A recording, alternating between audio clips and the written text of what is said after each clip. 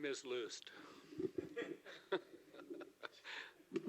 Okay, are we ready to start, Steve? Ask Julie. Julie?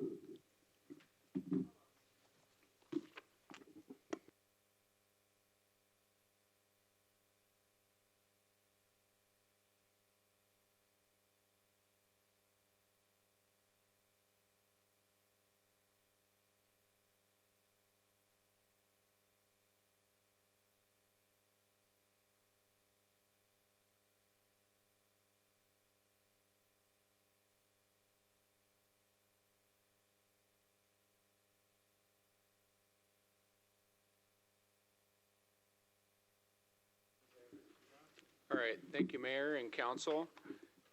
So we're here tonight for the presentation on the cost of service study that we've been doing for development-related fees. So staff and our consultant, Jeff Swanson of Exegy Consulting, we've been working on a cost of service study for quite some time. So the study includes the following: a review of the cost to provide land use, engineering, building plan review, and inspection services. This does not include anything to do with impact fees or SDC charges, as we're really just looking at what's the cost of service to provide the services for development within Ridgefield.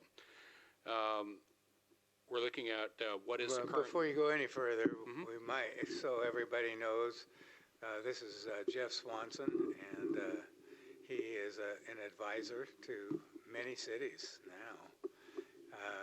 But anyway, go right ahead. Thank you. All right, thank you. So we're looking at a couple different things. What is our current cost recovery for these services, so we can show for commercial and residential what we're getting in revenue when you compare it to the expenses to offer these services.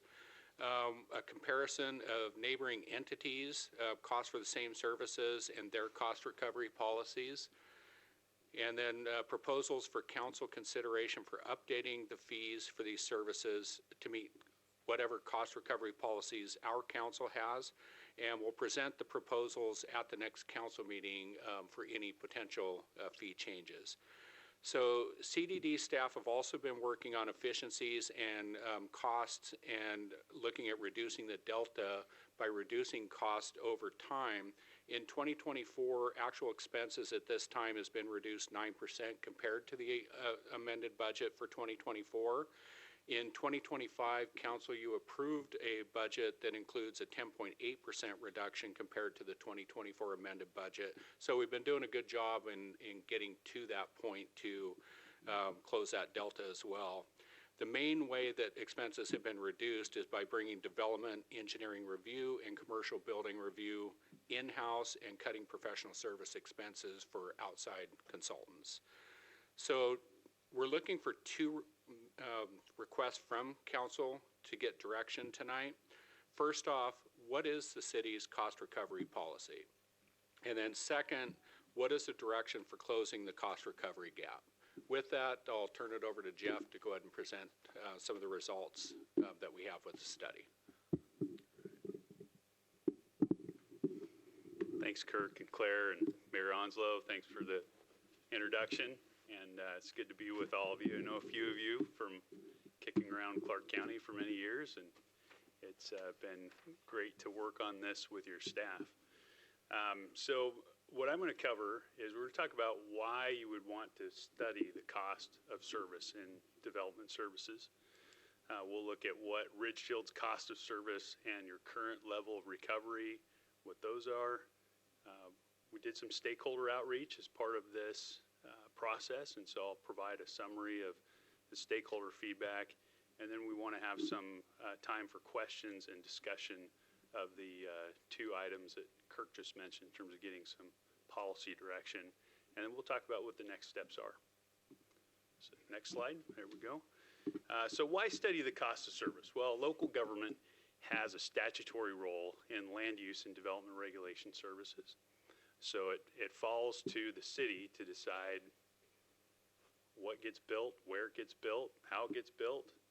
And so it's good to understand, what does it cost us as a city to deliver that service? It prevents under collection or over collection of revenues. If you under collect, you run in the red, you have to, you suffer from business cycles, you have to lay people off. If you overcollect, you have to rebate what you overcollect to the development community. So you really want to try to align what the cost of reviewing and providing permits for development are with that, with the fee. It's to adhere to policy direction. Many cities have policies that say we want development to pay for itself. Some cities have objectives that relate to subsidizing certain types of development because of other community development policy goals like affordable housing or economic development. And so understanding the cost of service helps you understand the financial impact of adopting policies like that. Predominantly, though, it has to do with fiscally sound and sustainable management of the resources used to adjudicate permit applications and to provide that level of service on a sustainable basis. As we've experienced in our lifetimes, there have been wild swings in development patterns based on what's going on in the economy. It's not a good thing to hire a bunch of people and just to lay them off a few months later because of a business cycle. And so you want to be able to provide reliable, responsive, and capable customer service to the development community. This makes you competitive for economic development opportunities, makes you efficient. What you'll hear from a lot of developers is that cost is an important factor, but time is more important. Because if you can shave 30 days off the time that I have to hold a project and wait to get approval to move forward, that's holding costs I'm not paying, like interest and things of that nature. And so it's important to retain good, talented staff who can constantly look at the process and make it better over time. Understanding the cost of service helps you understand what operationally is driving the cost in your organization as well. And then it gives you some comparative benchmarking. You can understand where you sit relative to comparable cities in your local market, and all of that is good information as you, as a policy body, seek to make good policy and drive the kind of development outcomes that you want to see in your community. Next. So Ridgefield's cost of service and the level of cost recovery. There are a couple of things that we look at when we're trying to determine the cost of service. First, recoverable versus non-recoverable costs. So when I've done this in other cities, a lot of cities commingle in their development, things like long-range planning and code enforcement. Well, under the statutes, in Washington, you're not allowed to use those to drive the cost of your fees. Those are considered general government services. And the fees really have to pertain to directly delivering the services. Ridgefield's really ahead of the game in this because you've long since segregated those items into a different general ledger account. And so they're already separated out. And even though you have employees that work across those functional areas, the time allocations, the overhead allocations, those have already been studied and done so that we know how much time, say, Chuck spends working on items related to development, or Claire spends on long-range planning versus running the development activity in the city. So good on you for having that done. Makes it a lot easier to go through this process. So the other elements are variable and fixed costs. Development services is a service. We don't make widgets. We have people who deliver services. And so the primary driver of cost in the department are things like wages and benefits and that sort of thing. There are some professional services. There are other costs like facilities, utilities, and technology, and these are more what we see consistent year over year and are fixed costs in the department. All right, next slide. And I apologize. I hope this is okay to see. So what we did is we looked at the most recent years of permitting data. and financial data. So 2022, 2023, and through the end of October of 2024. And over that period of time, you see I have two columns there. One is what you budgeted, and the other is the actual. And so you see total revenues, you see the variable costs and the fixed costs, and you add those together to get your total cost. So I also took that 34-month period of time and did an annualize. What would an average 12-month period based on that level of activity, what would that look like?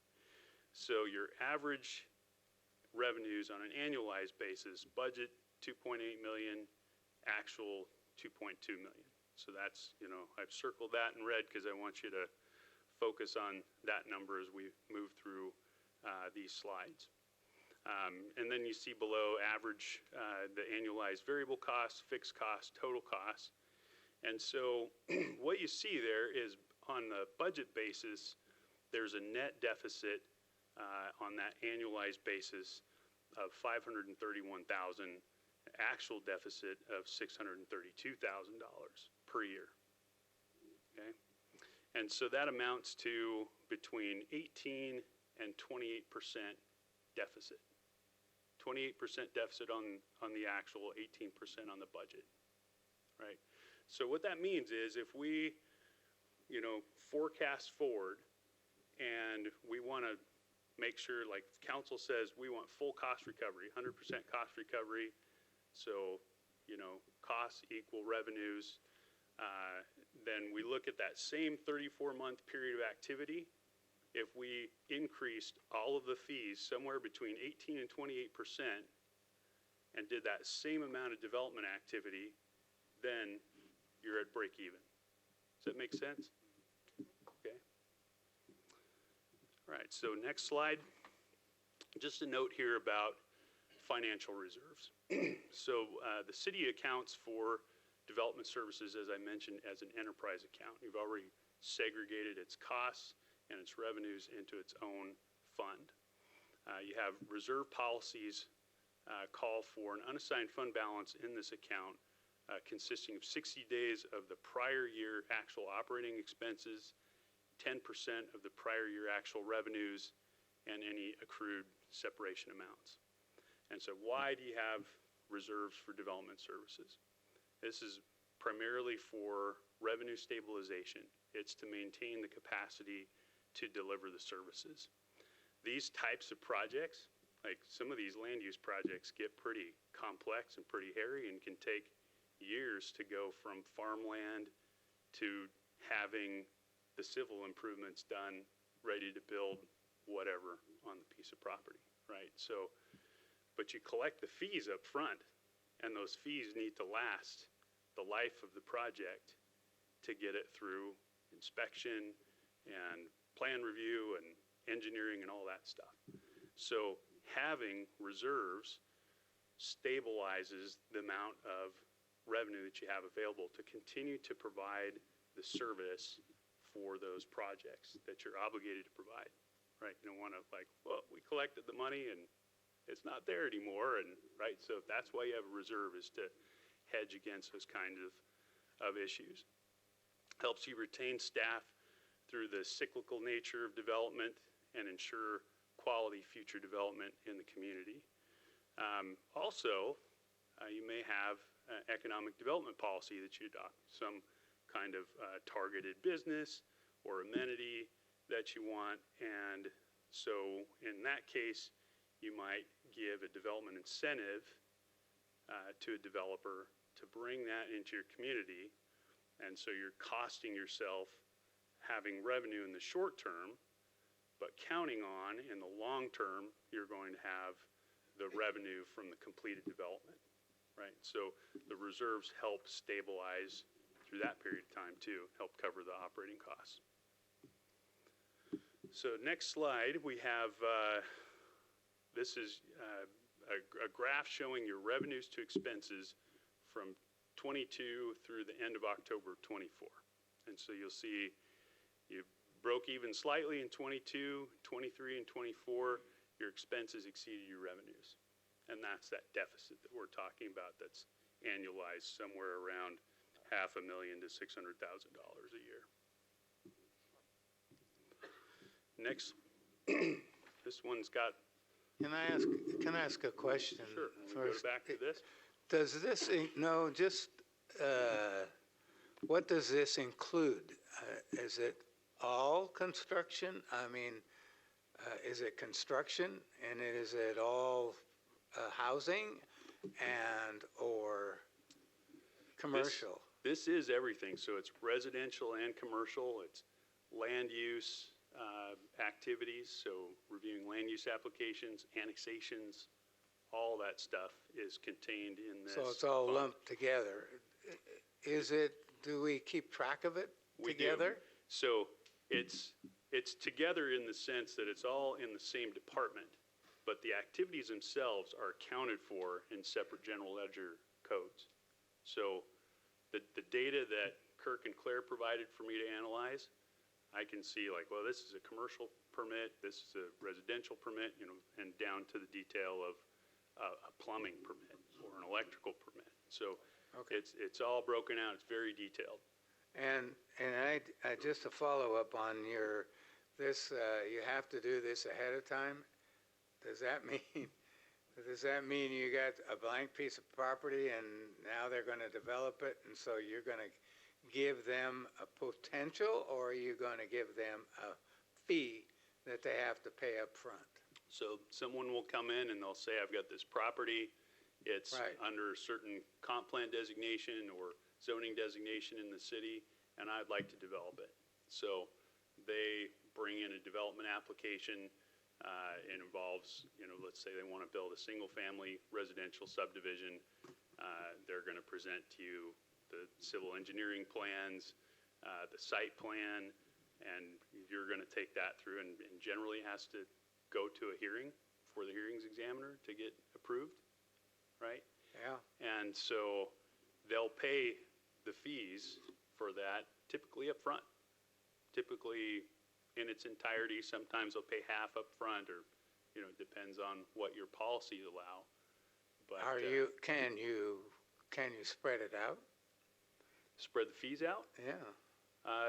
I'm not sure specifically in your jurisdiction if you can do that.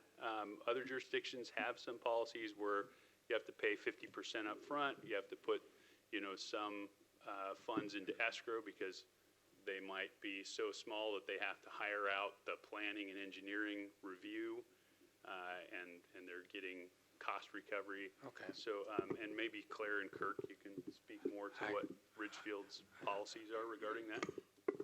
Yeah, so I think this might help clarify, beyond what Jeff has already said, is that development projects, and again, this is for what we're talking about tonight is for all phases of a development project, from land use, engineering, building, both plan review and inspection, so it's everything. But the projects do go through our review process generally in those three phases. So the land use phase, okay, you pay your land use fees at the start of the land use phase, we do our review. Engineering phase, you pay your fees at the start of the engineering phase, we do that review.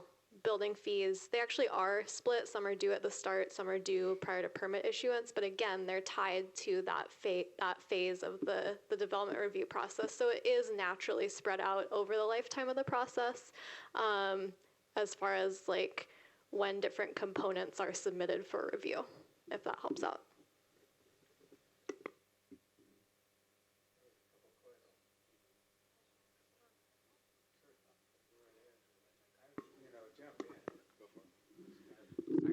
I might be jumping ahead, but are we going to go over like the breakdown of residential, commercial, all of those costs? Yes, tonight I'll show you kind of a high-level breakdown between planning and engineering permits, commercial permits, and residential. I have a question on 2023 there. You got revenues and expenses. How does the revenue calculate with the projected revenue that we thought we were going to get and we actually got? Because we projected X amount of homes for 2023. Did we meet that projection far as the revenue goes, or that's the end of my question? So I don't have the exact numbers with me, but it did not meet the projection. We did do less single-family residential permits than what we had initially forecast in 2023, but also some of the commercial projects delayed and didn't come in quite as quickly as we thought they would. So our revenues were down compared to what we were projecting, both in 2023 and 2024. Okay, then in '23, they didn't come in as quick. Then we brought our projections down in 2024 of what we thought would be again. Correct. And the revenues didn't come in again.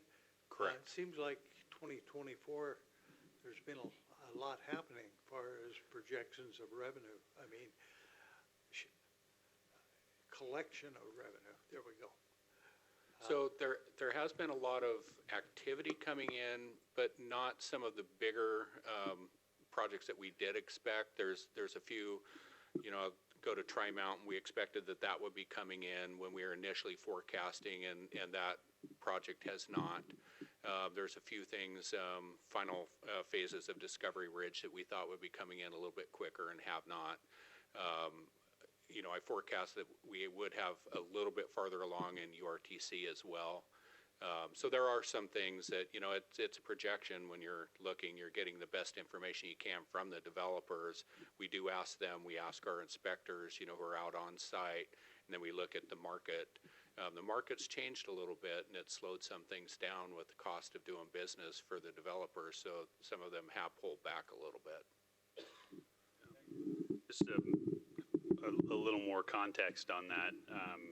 From my own experience, both with client cities and with some private sector development clients that I've done some work for, 22 and 23, those were periods of time of very rapid and steep inflation in the construction market. And so had several projects come through, get their, go through hearing and get the approval to build, start developing the site, and then they would have to put it off because when they went out to get contractors, the cost had gone up so much that now they had to go back to their lending institution and they had to raise their own contribution, because banks aren't going to, there's ratios between what the bank will fund and what you have to come up with on your own. So they got to scramble, find more cash to move the project forward. And sometimes by the time they do that, it's gone up in cost again, right? So sometimes they just put it on the shelf and sit back and let the land sit bare for a little while. And meanwhile, at the jurisdiction, we're going, well, we thought, you got your approval from the hearing, you've got a permit, you're ready to go. What are you waiting for? And then, well, money, right? So that was going on a lot over the past few years. I guess my question's more about the expense piece.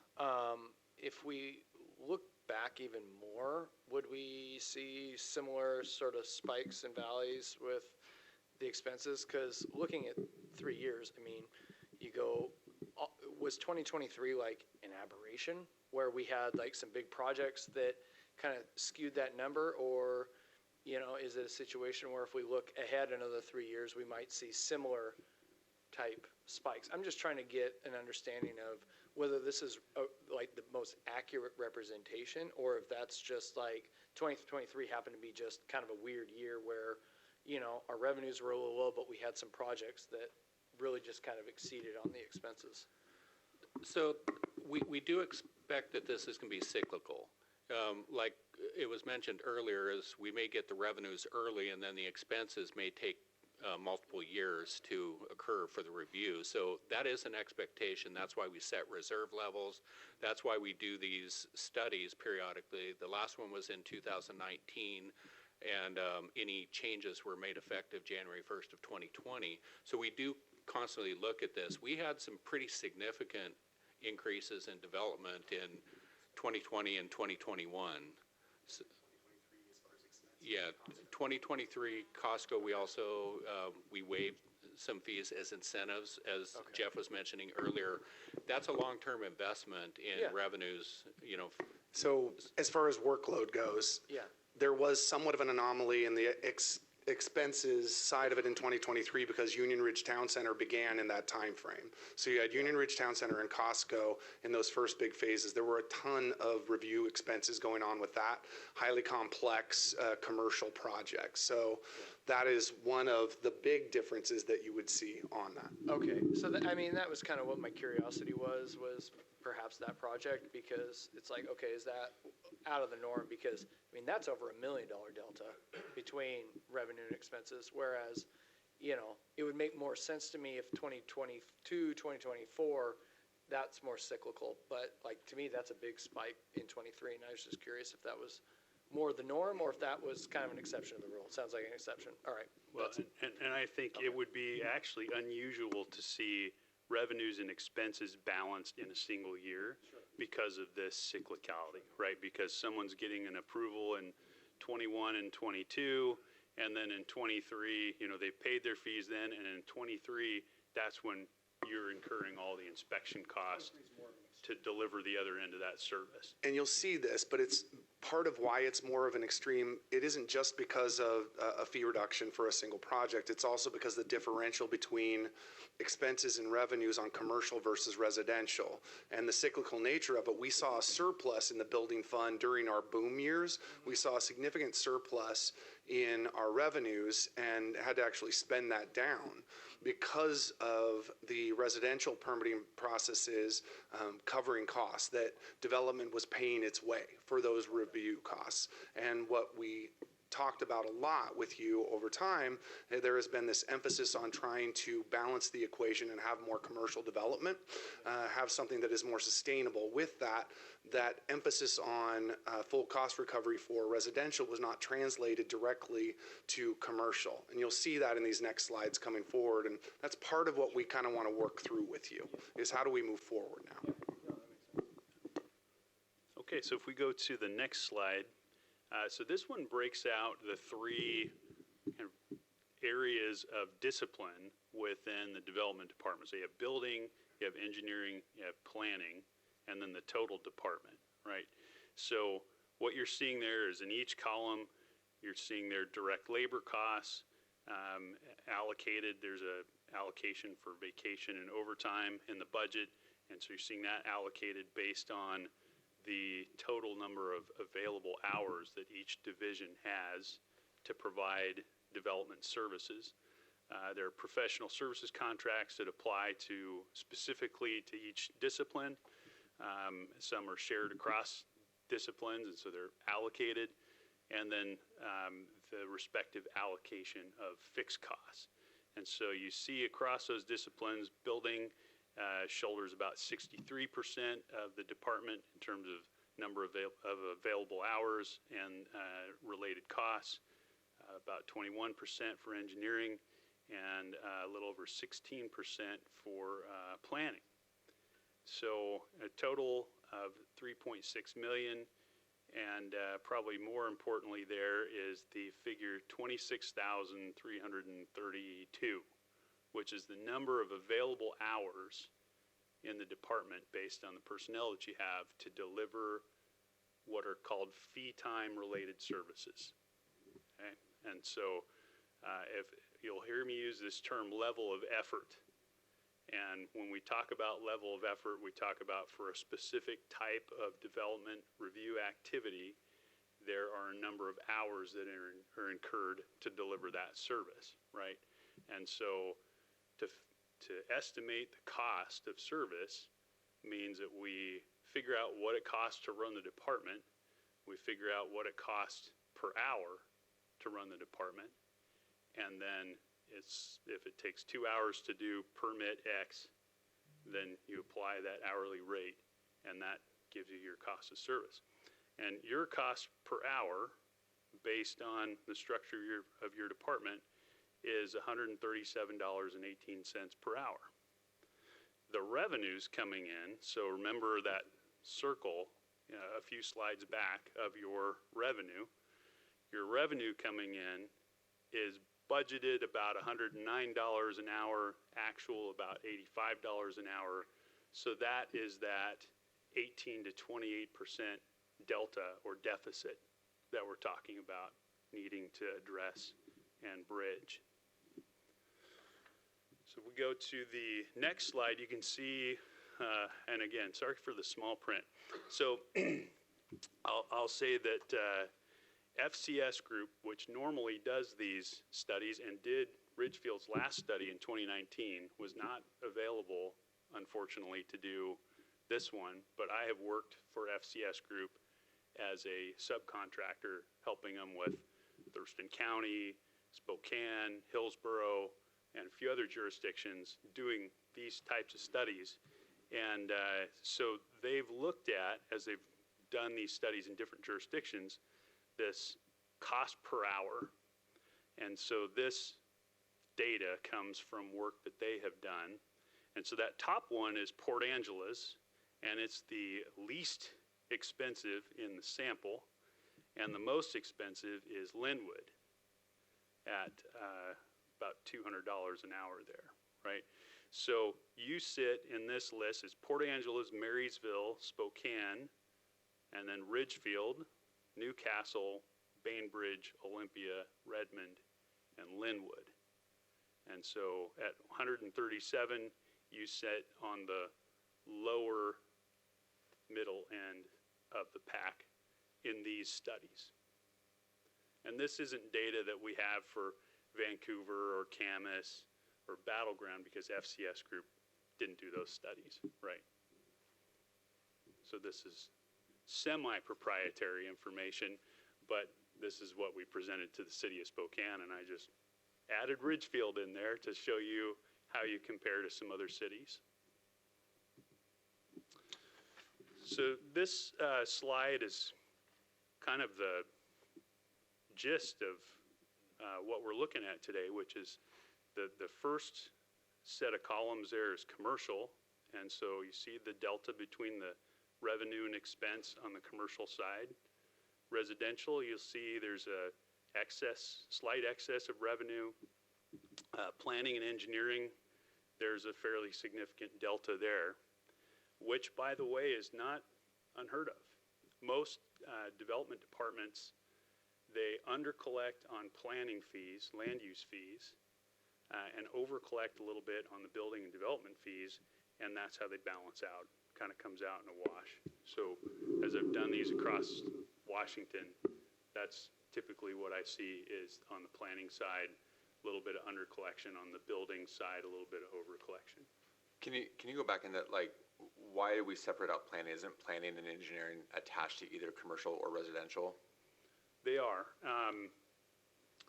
It's a little bit easier to do that in this setting because, when I'm looking at the data, I see, site plan review applications, and that can be it can be entirely commercial, it can be residential, it could be mixed use. So it's hard to say without drilling into each application, how much of this is residential versus commercial, right? So it's just easier to put planning and engineering into its own category. Okay.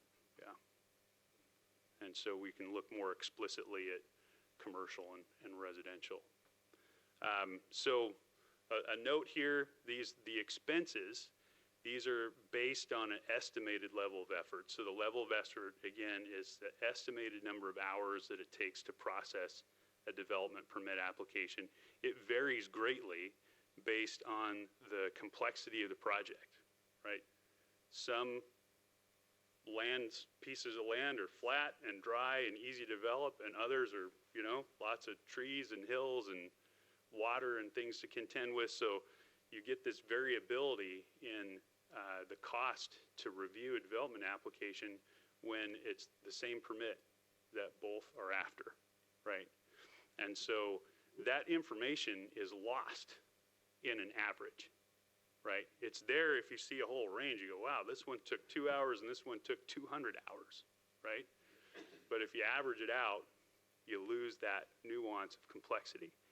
The other piece that this captures is things like, concierge level service for major commercial developments or industrial developments.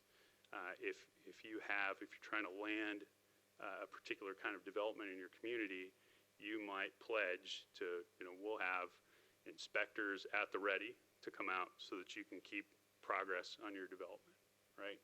And so there's cost related to that. And so the expense is then, it's derived from multiplying that cost per hour by that average level of effort to get an approval or permit by type of permit. So we take all your commercial, that average time for each type of commercial permit, multiply by that $137, and that's the estimated expense. And same with residential planning and engineering. Questions about this slide before we move on? Okay. I just had one, and that was the ugly word of, how does refund come into this? So refund in terms Well, of, how do you said if we collect too much, we sometimes would have to refund. yeah, I think if you were to consistently exceed, and I'm talking over a period of multiple years, consistently exceed by, say, more than 15% what you collect versus what the expenses are, and that's with a fully funded reserve, then you might be looking at having to issue some refunds or rebates or... And the government's going to tell you that? Well, state auditor's office that's That one of the one, things yeah. they look at. Okay. Yeah. So, I can add go ahead. So just to add on to that is, the state auditors has looked at that multiple times with us, and typically what they look at is the last 10 years. And when they've looked at that, they look at, like you said, our reserve levels and then, our revenues versus the expenses. We've come out okay because it is cyclical, and we had some pretty good years, but we've also had, like every couple of years, we will have cycles where we're dipping into reserves and paying for that. So they're satisfied with where we're at right now, but that is part of why we look at making sure that we're not over recovering and that we're getting whatever the policy is that council does want. But they have looked at that multiple times with us. And also Clark County got hit with a refund here a couple of 3 years ago. Yeah, where some of the builders contested and they went to court and they ended up having to give everybody a percentage back, I guess, something. Yeah. Yeah, I think way back when there was a Commissioner, Steve Stewart, at Clark County, and there was an economic development director at Clark County named Swanson. I think it was a couple years before that was the creation of the Sunshine Fund or something like that with the Building Industries Association in the county, because the county had been over collecting on building fees. Spreading the sunshine. That's right. Speaking of sunshine, let me share with you some stakeholder feedback. So I had interviews with a number of staff, with consultants, developers and their representatives who are their consultants that do engineering and planning work for them that do business in Ridgefield. And so I wanted to share with you some key points. From the developer perspective, Ridgefield's fees are competitive. They're lower than other jurisdictions where those developers are doing business around the county, some around the state. The services are responsive, they're predictable and helpful, and all the developers noted that there's been improved coordination in the past few years between engineering and the planning and building sides of the development department. So what you're doing what you've been doing over the last few years to improve that has made a difference and has improved how they perceive the level of service coming from the city. They suggest periodic process evaluation, look at ways to reduce the total process time, look at duplicative efforts, but Ridgefield does a pretty good job there. So, consistently review process to stay on top of that, make sure that you're using both technology and other resources to make that process efficient and as low cost as possible. From the development services perspective, a few concerns. And so the first relates to the quality of submissions or completeness to applications for permits coming in from the development community. There's a lot of variability. Some submitters, some applicants are very sophisticated, do a really good job of submitting complete applications. Some aren't quite there. And the other is when you submit an application, it goes in for review and you get comments back from engineering, from building, from planning. And so being responsive to those comments, oftentimes they're not responsive to the comments. And so you get this sort of multiple rounds of review going on. It adds time to the process to get a permit from the developer side, so they don't like that. But on the city side, it creates cost because it's another time you got to touch it, spend time on it, and try to get it to completion. Inspections and repeated re-inspections, that drives some uncompensated costs in the department. And so we've been talking about, well, how do we make sure that we're recovering when someone calls and says, hey, I want an inspection tomorrow. Inspector shows up and they're not really ready for it. And so you got an inspector waiting around, or maybe they're expecting the inspector to help them, you know, give them direction, give them advice. And that's not the role of the city's building inspectors. So as we've talked about it, as I've gone through the interviews, one of the things that they said is, hey, we've changed to where we show up, and if they're not ready, we tell them, okay, you know, call us when you're ready, kind of thing. But it counts as an inspection. You get so many when you pay for a building permit. And so trying to put the right incentives in place so that they will not impose inefficiencies on the city by not being ready for inspection. And then some challenges on tracking time and effort on permit cases. There are no perfect systems. As I've gone to different cities to work on this, nobody has a system that can track, here's exactly how much time we spend on a specific application or permit case from start to finish. Even if there were one, like if you were doing plan review and you open the file up on your computer and you had a clock start tracking time, your boss might come and say, hey, there's somebody at the counter and they're looking for this file. Can you help me find it? And you know, you spend 20 minutes doing that. So those systems really aren't there. And so we rely a lot on estimates for how much time it takes to do different types of development review activity. Everybody that I talked to, though, talked about how Ridgefield is growing very rapidly and how you're transitioning from a smaller city to a larger full-service city and community. And so everyone recognizes that things are changing and that the services from city government are going to change, are going to have to grow and scale to respond to the demand signal from the development community.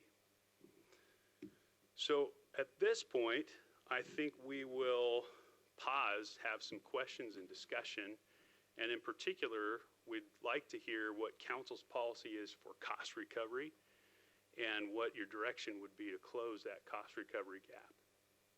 So I'll turn it back to Kirk and Claire and Steve and Mayor.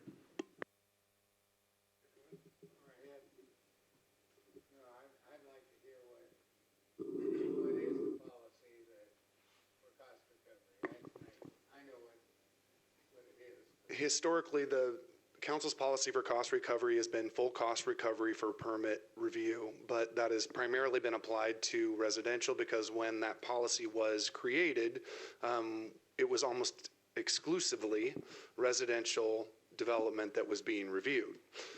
So we have, fast forward a half dozen years at least, we are now in the mode of having a more balanced review profile where we have residential and commercial. So that's part of what we're seeking guidance on is that still the policy of the council to have full cost recovery? That is the policy of excuse me, every jurisdiction except for the city of Vancouver, I believe now. City of Vancouver has a small subsidy, 10% or 20? We actually did not get a response back from them on Okay. that. So they have some small subsidy associated with the public benefit of reviewing and processing permits.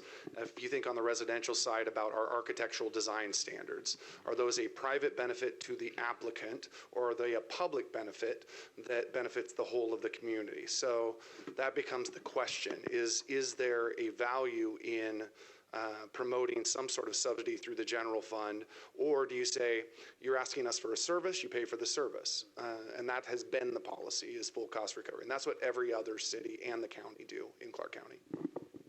So that's actually what I was going to ask. Is I was curious because we didn't talk a lot about it in this presentation, but how do we quantify the public benefit that, the community receives as a result of the development? It's art. Yeah. I mean, you do. That's policy. I mean, ultimately. There's no formula that says, therefore. No.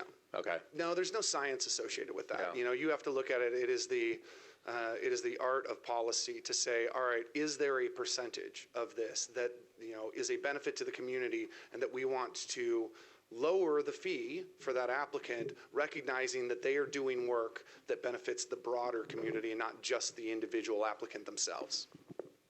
Okay. By you. It's determined by you. So what we would generally do is we would say, all right, is full cost recovery your policy? And if it is, that's easy. 100% is 100%.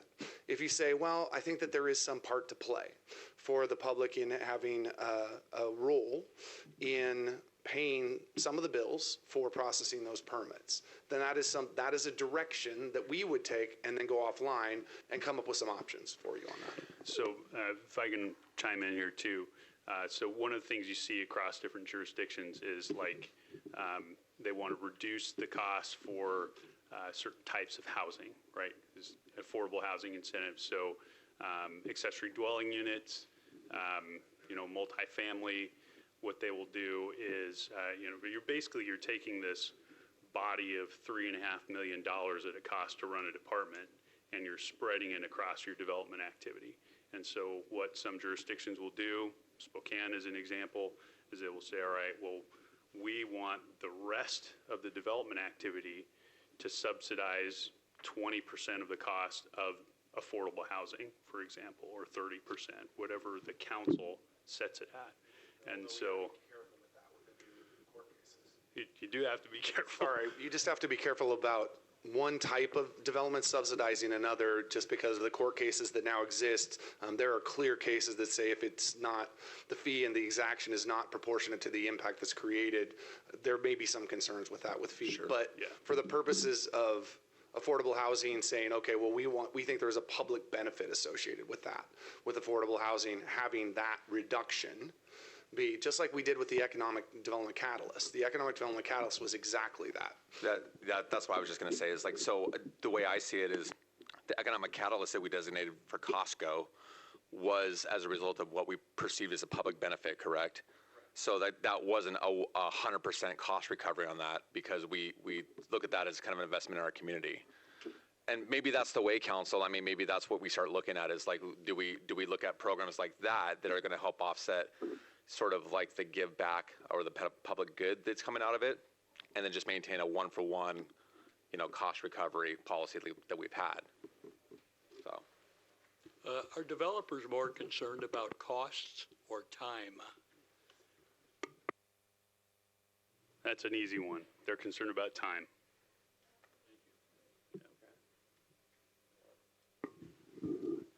I did watch a documentary on TV couple of months ago, and it was on Las Vegas.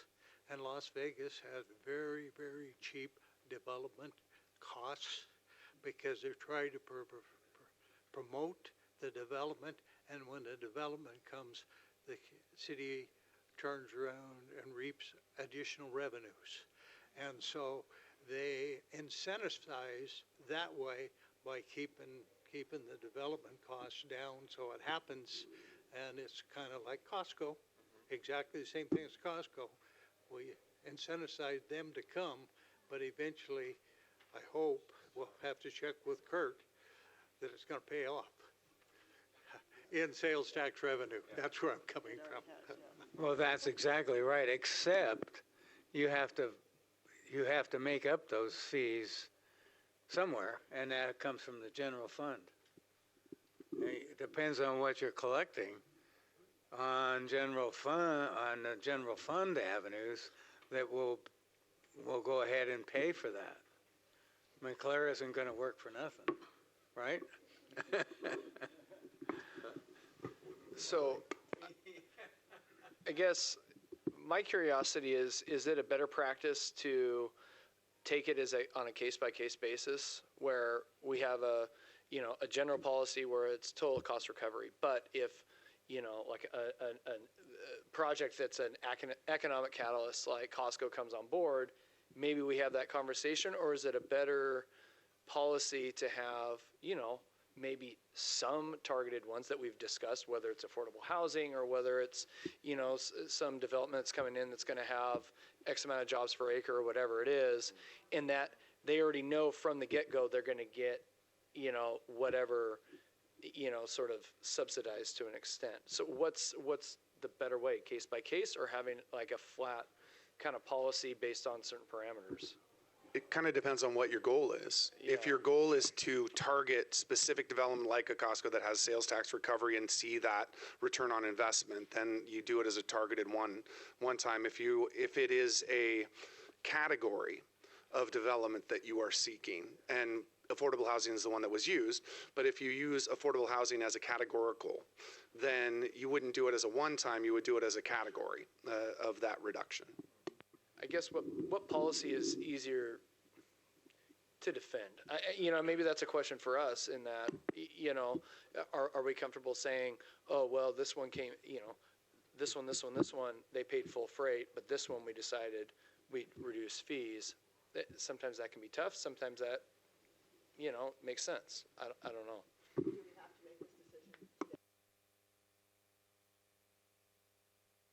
No, and we're not asking you to make any decisions today. We're actually asking you to give us direction. And so that's the conversation you're having is super helpful for us. But that's what we'd like to get is some sort of clarity of, do you want us to bring you some direction that shows categorical or individualized reductions in certain areas, and then work with you to figure out what those are? Or are we blanket saying, no, we're going to 100% cost recovery or 90% or whatever? Options that we could look at, discuss. Sorry. I'd like to see a variety of options that we could look at and discuss, definitely. I also agree with that, because if we go to 100% on cost recovery for commercial, I would like to see what would that jump to and how that translates to the developers coming in. Are we going to hurt business inadvertently doing that? Yes, it's a benefit to us, but we don't want to also put people out at the same time doing a huge jump like that. So I think having some options to look at will better give us better information so that we can kind of really delicately look at this and not just kind of make a decision in a rush. I see I like Ryan's suggestion. The only thing is I see a can of worms there. I'm the director, and so this individual comes to me and says, I want to get this permit. And I say, well, look, if you do this and you put that in there, then we can give you a break. So you don't want to get yourself into that deal. I do like the variety. I think that the housing should be equal or above, and I think there should be some type of break in there on commercial. But you know what? You might, where do you go? Where do you draw the line on commercial? And if it is somebody that's going to produce tax benefit to the city, then maybe that's where you draw that line. But it's As I sit and listen to the discussion, the one thing that sticks out in my mind is that evidently costs are not the real driving decision on the part of the developers, but time is. The ability for they to come in, provide a plan, we get back to them, and they're ready to go. So I think we could certainly look at some increases, and I don't think we would hurt ourselves. But in return, I think we need to be very, very timely in getting back what they need to get going. Speaking of time, council, we have a couple of minutes to kind of wrap up this and give a few minutes to transition. So I wanted to make sure from the staff and consulting team, do you have what you need kind of to take some actions moving forward and get some next steps? Do you need anything else from council? So I think what I'm hearing is we want to see as kind of a baseline, a full cost recovery model of fees, and then have the option to have some discussion about particular nuances with that. Okay, so as a consultant, that's what I'll prepare, yeah. And I was just after the variable, you know, a variable portion of it also. Okay. Okay. Yeah, I think I have what I need.